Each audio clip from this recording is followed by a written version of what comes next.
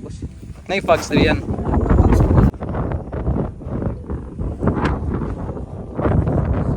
Hey mga kabays, mga kasakto. So we're here at, asakit ni? Kalimbuhan. Kalimbuhan, Quezon. Quezon, no? Hmm. Quezon in San Carlos City.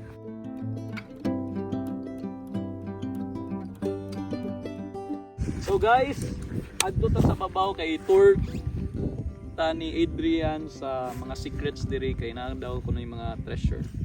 So hopefully makakita ng tag glimpse kung giunsa nila pagbangag sa structure ana ngano i-speculate sila nga na sila treasure. Okay? Come on, let's check this out.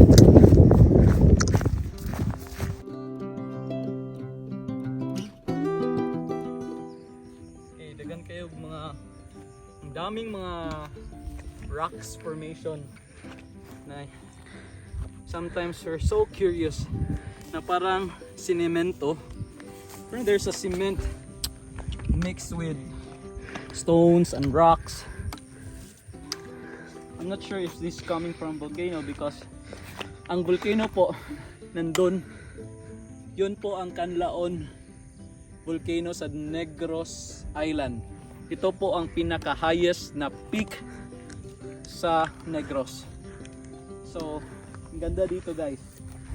So, if you are a mountaineer or a camping lover, I'm sure it's worth it na i-try mo dito because sabi ni Adrian may 100 feet daw.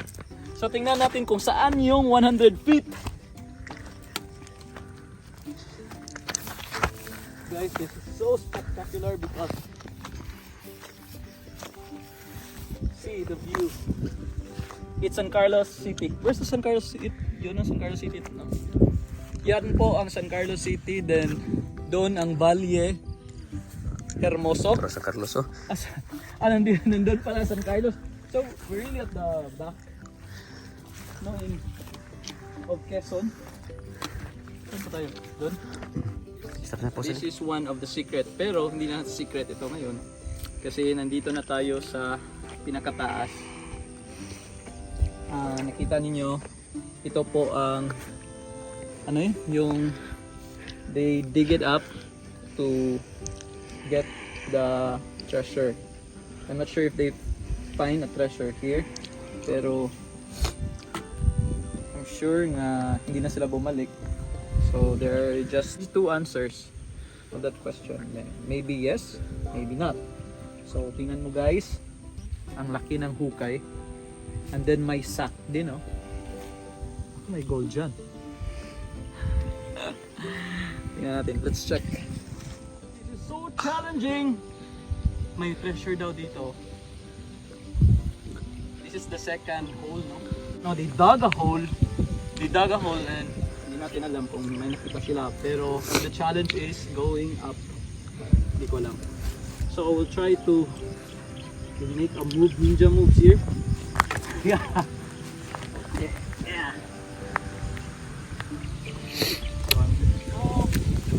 So see, it's really like a mountain climbing activity. It's like the rock climbing, no, sa mga artificial resort.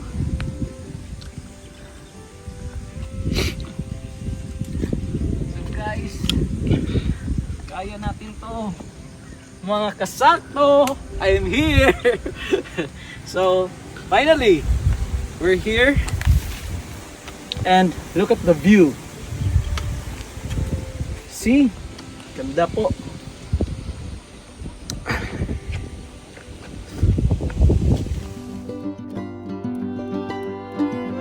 Hey guys, so we're here at the peak. So this is what, sige, peak, anong tawag nito?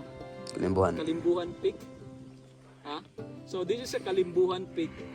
As you can see, this is what Adrian told us about 100 feet peak. So there, hindi na lang guys because mahal ng phone natin. Hindi ko kayang bumili na ulit ng bagong phone. Pero so that you have an idea how far is this and how high is this. You can see San Carlos City. No, this is Oriental, no? Somewhere in Oriental, because San Carlos City is at the opposite side. But we cannot see San Carlos City. So this at the other side. Balihermoso here. Bali mo sa diyan. Balihermoso here. So there, ano yan? Bali ka pala? Valle. And our tent is there. So can you focus on that? Our tent is there. So some of our friends are coming. Maybe later for the year nighttime. So we're waiting. Guys, ang ganda talaga, and it's really a foggy afternoon, guys. Kita mo yun, guys, may maraming mga bundok. So guys, welcome to my property. Joke. Oh, sorry. So andito po tayo, guys. Ganda talaga. So let's take time to have photo shoots. So babalik lang kami, guys.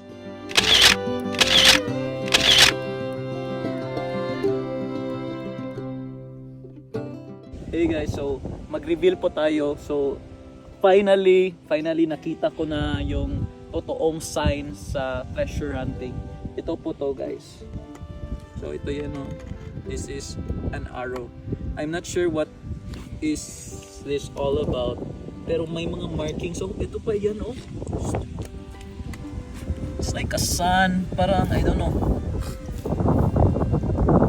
There's, yeah.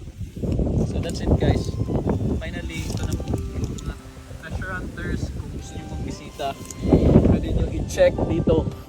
Pero I'm not sure kung alam nyo to, but for our safety, wag na lang, okay? So yan lang po.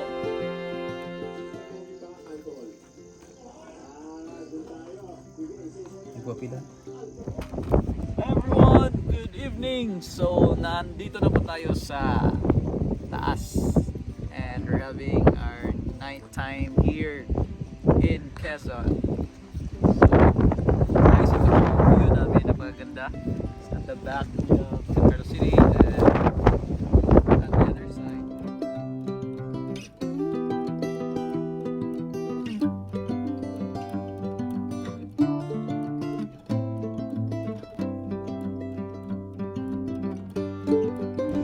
Guys, good morning.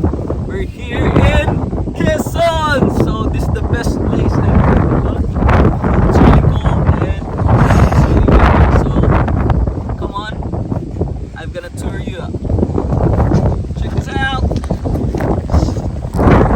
This fits it.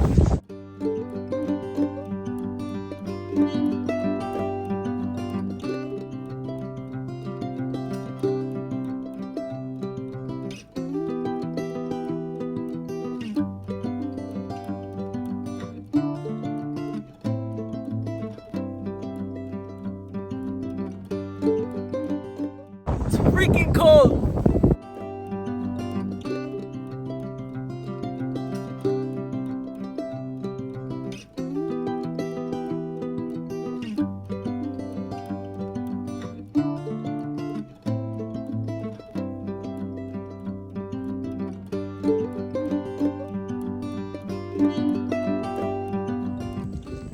Luto na mi, guys.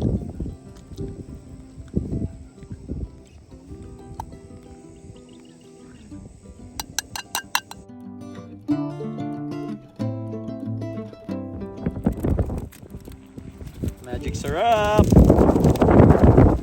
Yes.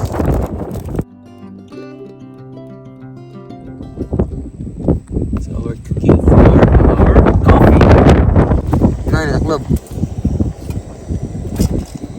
What's the purpose of this tin? To cover,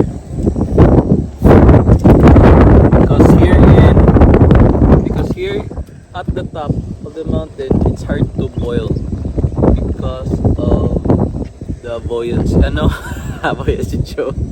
Because of the temperature difference. It's much colder here, so the amount of heat to cause to boil is so large or so high. That's why it takes time to boil water in here. Okay, let's just wait and let's arrange.